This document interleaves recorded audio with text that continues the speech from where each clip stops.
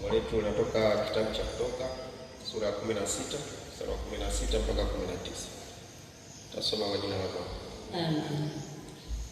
Neno hili ndilo aliloagiza Bwana: okoteni ninyi kitu hicho, kila mtu kama ulaji wake ulivyo, kichwa pishi. Kama hesabu ya watu wenu ilivyo, ndivyo mtakavyotwaa, kila mtu kwa ajili ya hao walioko hewani mwake. Mwana wa Israeli wakafanya hivyo, wakaokota wengine zaidi, wengine kupungua.